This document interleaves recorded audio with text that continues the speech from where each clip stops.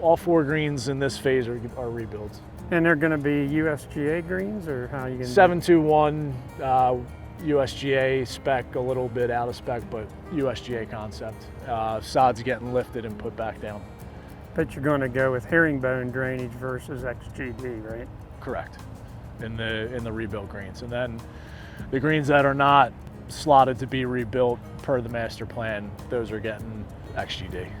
So you put XGD in them, but it's probably a safe assumption when you have these 4 greens done, they're going to be infinitely better.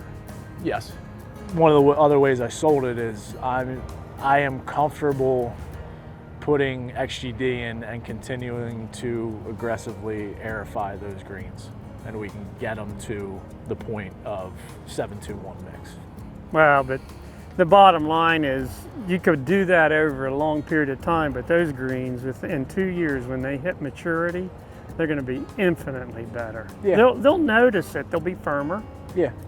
And they'll pop better. And then at that point in time, you can say, you know, you're not going to believe this, but those greens cost me, let's say, $4,000 a year to maintain, while the old ones cost me $8,000 or $6,000. Yeah. So like if you do the math on that return, it makes perfect sense to start knocking out 2 or 3 a year.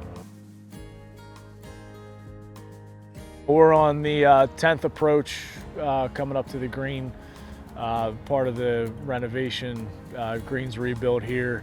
New bunkering approach will get widened considerably. It's going to be a lot better of a hole. Whew, these are nice. Yeah, one of the. I don't know if I was a member if I'd let you rebuild this one.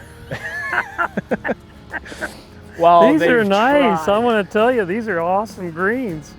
But you're going to lift the sod and put it down, right? Yeah. Like I said, in nice. the master plan, I think we all knew from the get-go to rebuild all 18 greens, I don't know would be financially feasible. So that's why we picked and choose, and a lot of them are to get more pin placements.